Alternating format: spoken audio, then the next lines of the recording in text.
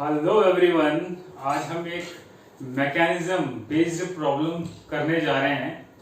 तो पहले तो आप इन दोनों क्वेश्चन को आप नोट कर लो और इनकी मैकेनिज्म आप कॉपी में नोट कर लो, है ना। इसके बाद इसका आप सॉल्यूशन डिटेल में आप बनाओ, ठीक है ना। बनाने के बाद मैं इसका आपको डिटेल में सॉल्यूशन एक्सप्लेन कर रहा हूँ, वो सॉल्यूशन आप चेक कर लेना और उसकी अप्रोच आप देख लेना कि आपने जो किया है और जो मैंने जो किया है वो मैच कर रहा है या नहीं कर रहा है ना। तो देखो आप, लेट मी स्टार्ट। देखो आपके पास क्या है, पहले तो मैं आपको क्वेश्चन को एक्सप्लेन कर देता हूं। आपके पास रिएक्टेंट ये है, आपके पास आप नोटिस करो, this one is 6 membered ring. ये साइक्लिक ईथर है और ये भी ईथर है। इसमें हमने ऐड किए H+ और H2O, राइट। अब देखो इसमें देखो 1 और 2 तो है नहीं। 1 और 2 का तो बताओ क्या मतलब होता कि पहले आपने प्रोटॉन डाला है, फिर सेकंड स्टेप में आपने H2 ऐड किया है, ठीक है। वो तो है नहीं। यहां आपने दोनों को एक साथ मिक्स किया है, मतलब प्रोटॉन भी ऐड कर दिया और वाटर भी ऐड कर दिया, दोनों एक साथ आपने ऐड कर दिया। तो बताओ ये पूरे सॉल्यूशन में क्या बन गया? Hydronium ion. हाइड्रोनियम आयन जब इसके साथ रिएक्ट कर रहा है तो you got this product. Notice करो ये फंक्शन ग्रुप है, ये अल्कोहल और ये जो कॉर्नर पे जो है एंड पे ये एल्डिहाइड है। ये आपको प्रोडक्ट यहाँ मिल रहा है और साथ साथ आपको यहाँ मिथेनॉल भी आपको मिल रहा है ना। मिथेनॉल भी ऐसे यहाँ बाय प्रोडक्ट है ना। तो आपको इस रिएक्शन की मैकेनिज्म एक्सप्लोर करनी है। ओके, सेकंड क्वेश्चन में क्या है, देखो आपके पास ये 6 मेंबर्ड रिंग है। ये एल्कीन है, डबल बॉन्ड है, और ये साइक्लिक ईथर है। ये 5 मेंबर्ड रिंग है। इसमें भी आपने हाइड्रोनियम आयन ऐड किया तो यू गॉट दिस प्रोडक्ट। तो इसमें एक बात करो आप नोटिस कि 6 मेंबर्ड रिंग तो एज इट इज है, लेकिन ये जो 5 मेंबर्ड रिंग ये आपकी ओपन हो गई और इस 6 मेंबर्ड रिंग के इधर तो बताओ क्या है, कीटोन, और ये 5 मेंबर्ड रिंग ओपन होकर के आपको क्या मिल गया? अल्कोहल। तो इस रिएक्शन की मैकेनिज्म हमें एक्सप्लोर करनी है दोनों की, है ना। ठीक है, तो देखो आप, लेट मी स्टार्ट। देखो प्रॉब्लम को करना कैसे लोगों सॉल्व। देखो क्या है, मैकेनिज्म जो है वो बेसिकली एक्सपेरिमेंटल होती है। जैसे आपने एक बीकर आपने इस्तेमाल किया, उसमें आपने ये कंपाउंड डाल दिया, आपने उसमें हाइड्रोनियम आयन डाल दिया। हाइड्रोनियम आयन ऐड करने के बाद यू गॉट दिस प्रोडक्ट, ठीक है ना। अब ये तो एक्सपेरिमेंटल हो गया। अब मैकेनिज्म क्या है? It is the step by step explanation of an organic reaction. Logical explanation आपको देना है। ऐसे ही सेकंड में भी ऐसे ही है, ठीक है। तो इसको हमें एक्सप्लोर करना है। तो देखो इसके पहला स्टेप क्या है? नंबर 1 स्टेप, आप आइडेंटिफाई कर लो फंक्शन ग्रुप। आप आइडेंटिफाई करो रिएक्टेंट में फंक्शन ग्रुप कौन सा है और प्रोडक्ट में कौन सा फंक्शन ग्रुप है। Number 2 step, identify the electrophile and nucleophilic species. आप ये आइडेंटिफाई करो यहाँ इलेक्ट्रॉन डेफिशिएंट स्पीशीज कौन है और इलेक्ट्रॉन रिच स्पीशीज कौन है। नंबर 3 स्टेप, आप आइडेंटिफाई करो कौन से बॉन्ड तो ब्रेक हुए हैं और कौन से फ्रेश बॉन्ड जनरेट हुए हैं। फिर next step, charge is conserved in the each step. Charge हर एक स्टेप में कंजर्व्ड होता है। तो इन 4-5 बेसिक एलिमेंट्री स्टेप को फॉलो करते हुए आप कोई भी रिएक्शन की मैकेनिज्म को एक्सप्लोर कर सकते हो और प्रोडक्ट आप आइडेंटिफाई कर सकते हो, है ना। तो देखो आप, लेट मी स्टार्ट। पहले मैं आपको ए रिएक्शन जो है इसकी मैकेनिज्म आपको मैं एक्सप्लेन कर रहा हूं कि इस रिएक्शन की मैकेनिज्म क्या होगी, है ना। तो देखो आप, मैकेनिज्म इसकी हम करें, पहले तो फंक्शन ग्रुप आइडेंटिफाई करो। देखो ये ईथर है और ये भी ईथर है ना। तो अब इसमें हमने H+ ऐड किया, तो देखो आप, ये ईथर है, ये ईथर है, इसमें प्रोटॉन ऐड किया हमने। अब प्रोटॉन ऐड किया तो देखो लोन पेयर इन दोनों के पास ही है, लोन पेयर दोनों के पास है। तो ये इलेक्ट्रॉन रिच स्पीशीज है, ये इलेक्ट्रॉन डेफिशिएंट है।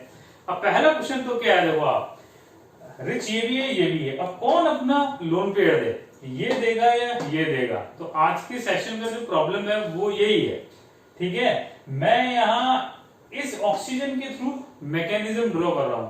आपको ये एक्सप्लोर करना है कि ये जो रिंग के अंदर जो ऑक्सीजन है, क्या इसके प्रोटोनेशन के थ्रू भी आपको यही प्रोडक्ट मिल रहा है क्या? ये आपको चेक करना है और कमेंट बॉक्स में आप देखना, वो टाइप करना कि आपको क्या यही प्रोडक्ट मिला है या डिफरेंट प्रोडक्ट मिला, राइट। तो हम देखो एक्सप्लोर करते हैं। देखो इलेक्ट्रॉन की शिफ्टिंग ऐसे होगी, रिच से डेफिशिएंट की तरफ। ये हेड और ये टेल, हेड होगा इलेक्ट्रोफाइल की तरफ और ये होगा इलेक्ट्रॉन रिच स्पीशीज की तरफ, है ना। तो बताओ इनिशियली तो क्या हो गया? प्रोटोनेशन हो गया।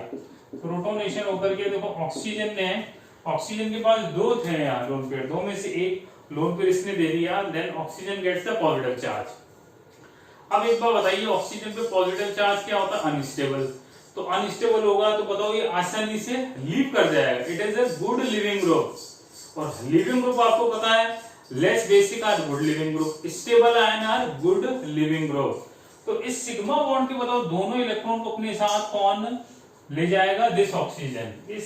इस सिग्मा बॉन्ड के दोनों इलेक्ट्रॉन ऑक्सीजन ले गया तो this carbon becomes electron deficient. इस कार्बन पे पॉजिटिव चार्ज आ जाएगा और ये हो गया इलेक्ट्रॉन डेफिशिएंट, और ये मिथेनॉल बन गया, प्लस ये इंटरमीडिएट जनरेट हो गया कार्बोकेटायन। ये carbocation as a intermediate generate हो गया। ठीक है, अब देखो अगला स्टेप क्या है। देखो नेक्स्ट स्टेप क्या है, इस पॉजिटिव चार्ज है, ये कार्बन sp2 हाइब्रिडाइज है, इसके पास वेकेंट p ऑर्बिटल है, तो ऑक्सीजन अपना लोन पेयर इसके वेकेंट p ऑर्बिटल में दे देगा, और वेकेंट p ऑर्बिटल में देगा तो बताओ this oxygen gets the positive charge, और इस ऑक्सीजन और इस कार्बन के मिडिल में कौन सा बॉन्ड आ जाएगा? डबल बॉन्ड, और इस ऑक्सीजन पे पॉजिटिव चार्ज आ गया। ठीक है, तो ये इसकी रेजोनेटिंग स्ट्रक्चर होगी, ये मान लो फर्स्ट है और ये सेकंड है। अब एक बार बताइए आप मुझे कि इन दोनों रेजोनेटिंग स्ट्रक्चर में से स्टेबल कौन है? ये बात बताओगे मेरे को आप, फर्स्ट ज्यादा स्टेबल है या सेकंड ज्यादा स्टेबल है? देखो यहाँ पे कार्बन पॉजिटिव है, इसका ऑक्टेट इनकम्प्लीट है, यहाँ हर एक एटम का ऑक्टेट कंप्लीट है, और रेजोनेटिंग स्ट्रक्चर की स्टेबिलिटी में नंबर ऑफ बॉन्ड्स और ऑक्टेट ये दो मेन फैक्टर होते हैं। मतलब स्टेबिलिटी आपने यदि कंपेयर की ना, तो स्टेबिलिटी बताओ किसकी ज्यादा है? फर्स्ट की स्टेबिलिटी सेकंड से ज्यादा है। तो देखो ये तो स्टेप हुआ फर्स्ट, इस स्टेप में देखो प्रोटॉन ऐड हो रहा है, दैट्स व्हाई प्रोटॉन का एडिशन क्या होता है? प्रोटोनेशन। इसको हम प्रोटोनेशन बोल सकते हैं, ये प्रोटोनेशन का स्टेप हो गया, राइट। ठीक है, ये तो हमारा पहला हो गया स्टेप है ना। अब हम आगे की तरफ करते हैं मूव। देखो आगे इसको एक्सप्लोर करते हैं, रिएक्शन कैसे हो रही है। अब देखो ये कार्बोकेटायन हो गया ये जनरेट, ये कार्बोकेटायन मैंने बना दिया पॉजिटिव, इसके पास वेकेंट p ऑर्बिटल है। अब आपके पास वाटर सॉल्यूशन में है, देखो आप वाटर के पास क्या है? लोन पेयर, तो it will act as a Lewis base. ये इलेक्ट्रॉन डेफिशिएंट है तो ये लुईस एसिड की तरह एक्ट करेगा, तो ये ऑक्सीजन अपना लोन पेयर इसके खाली p ऑर्बिटल में देगा, तो वेकेंट p ऑर्बिटल में देगा तो बताओ this oxygen again gets the positive charge, इसके ऊपर अगेन क्या आ जाएगा? पॉजिटिव चार्ज जनरेट हो जाएगा। ठीक है, अब ऑक्सीजन में पॉजिटिव चार्ज बताओ क्या है? अगेन अनस्टेबल है, तो अगेन अनस्टेबल है तो बताओ वापस से क्या होगा? Deprotonation takes place, removal of यहाँ प्रोटॉन हो जाएगा, तो रिमूवल ऑफ प्रोटॉन हुआ तो देखो यहां से H+ रिलीज हो गया, H+ रिलीज होकर के ये बन गया आपको, ये यहाँ मिल गया प्रोडक्ट।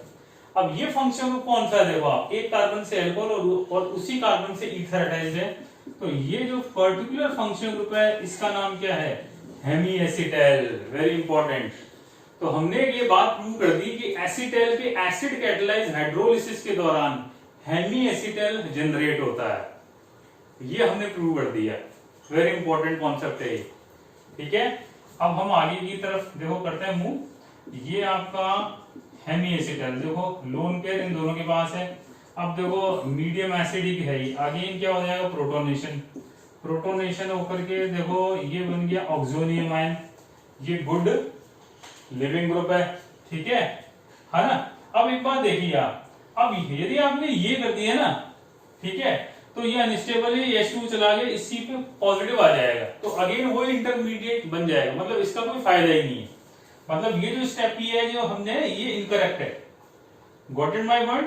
तो इसका क्या मतलब हुआ? इसका मतलब ये हुआ कि आप जो है ना, आप कोई रिएक्शन की मैकेनिज्म ड्रॉ कर रहे हो तो आप वो ट्रैक आइडेंटिफाई कर सकते हो कि यार वो ट्रैक इनकरेक्ट है कि करेक्ट है। हमने ये ट्रैक किया था तो इसका मतलब ये इनकरेक्ट है, इसका मतलब ये ऑक्सीजन लोन पेयर नहीं देगा, ये ईथर अपना लोन पेयर देगा, और ईथर अपना लोन पेयर देगा तो बताओ this oxygen gets the positive charge. अब पॉजिटिव चार्ज बताओ ये अगेन अनस्टेबल है, इस सिग्मा बॉन्ड के दोनों इलेक्ट्रॉन को अपने साथ कौन ले गया? ऑक्सीजन। ऑक्सीजन ले गया तो देखो ये तो अल्कोहल एज इट इज है, और ये कार्बन हो गया, this carbon becomes electron deficient. Electron deficient हो गया तो this carbon gets the positive charge. देखो इधर की तरफ अल्कोहल आ गया, ये पॉजिटिव इलेक्ट्रॉन डेफिशिएंट हो गया। अब इसके पास बताओ क्या है, लोन पेयर खाली पी ऑर्बिटल है, ये अपना लोन पेयर इसके खाली पी ऑर्बिटल में दे देगा, और खाली पी ऑर्बिटल में देगा तो देखो आपको ये मिल जाएगा, ये आ गया डबल बॉन्ड ओ, ये क्या बन जाएगा एल्डिहाइड, और ऑक्सीजन में पॉजिटिव चार्ज आ जाएगा जो कि अनस्टेबल है, H+ रिमूव होकर के फाइनली आपको ये प्रोडक्ट मिल गया जो चाहिए था। तो ये बताओ यहां तो क्या बन गया एल्डिहाइड, और इस कॉर्नर पे क्या बन गया अल्कोहल, तो आपको ये प्रोडक्ट मिल गया जो आपको चाहिए था। ठीक है, तो ये हमने मैकेनिज्म के थ्रू इसको एक्सप्लोर कर लिया है ना। इस रिएक्शन का आरडीएस स्टेप कौन सा है, formation of carbocation is the RDS step, क्योंकि कार्बोकेटायन में कार्बन का ऑक्टेट इनकम्प्लीट है, उस वजह से ये रिएक्शन का आरडीएस स्टेप है, स्लो स्टेप हो जाएगा। ठीक है, राइट। तो ये हमने इसको प्रूव कर दिया ना कि ये प्रोडक्ट कैसे बना है ना, राइट। तो आप ये नोट कर सकते हैं, ठीक है, आप नोट कर लेना डिटेल में, मैंने आपको ये एक्सप्लेन कर दिया। ओके, अब देखो हम सेकंड क्वेश्चन की तरफ हम करते हैं मूव। सेकंड क्वेश्चन क्या था, देखो आपके पास साइक्लोहेक्सीन और ये था ईथर, इसमें हमने मीडियम था एसिडिक। अब देखो आप इसमें ऑक्सीजन के पास लोन पेयर है, ये भी न्यूक्लियोफाइल है, एल्कीन भी न्यूक्लियोफाइल है। ज्यादा बेटर न्यूक्लियोफाइल कौन है, एल्कीन। एल्कीन का पाई बॉन्ड, क्योंकि ये लूजली बॉन्डेड है। ऑक्सीजन के लोन पेयर तो इलेक्ट्रो जो अट्रैक्शन फोर्स यहाँ ज्यादा है, तो ये एल्कीन अपना पाई बॉन्ड का इलेक्ट्रॉन क्लाउड इस H+ को दे देगा। H+ को दे देगा तो बताओ ये जनरेट क्या होगा, this carbon gets the positive charge, इस कार्बन पे पॉजिटिव चार्ज जनरेट हो जाएगा। ओके, अब इसके पास बताओ वेकेंट पी ऑर्बिटल तो है ही, अब ये अपना लोन पेयर इसके वेकेंट पी में दे देगा।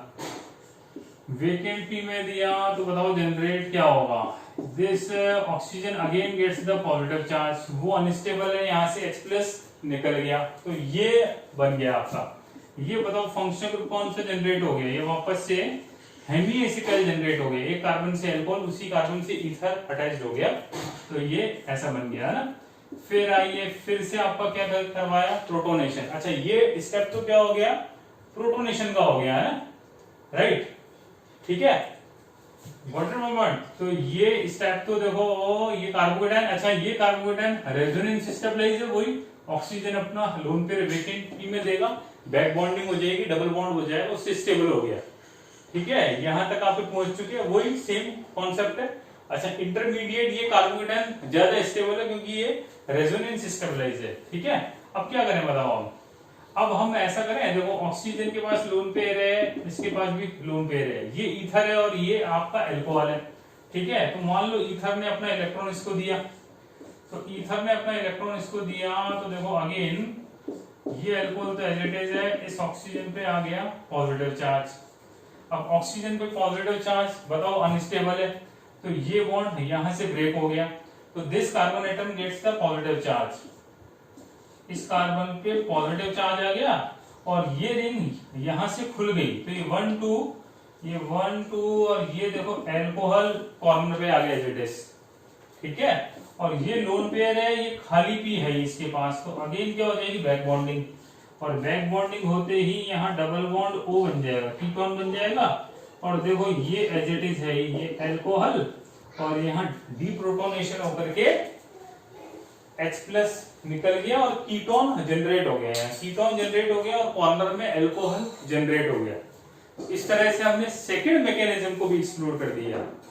तो देखो बड़ा एक वर्ल्ड क्लास प्रॉब्लम था, मैं अपनी स्टोरी को कंक्लूड करूं, देखो इस एक मैकेनिज्म के क्वेश्चन में देखो कितने सारे कॉन्सेप्ट आ गए। आपने फंक्शनल ग्रुप आइडेंटिफाई करना सीखा, इंटरमीडिएट बनाना सीखा, इंटरमीडिएट की स्टेबिलिटी के ऊपर कमेंट किया, ठीक है, और बॉन्ड का ब्रेकिंग किस तरह से हो रहा है वो सीखा, इलेक्ट्रोफाइल न्यूक्लियोफाइल पहचाना, कर्ली एरोज आपने आइडेंटिफाई किए। तो इस तरह से बड़ी शानदार प्रॉब्लम है, तो आप अपने फ्रेंड्स के साथ ये शेयर करें। Again thank you so much.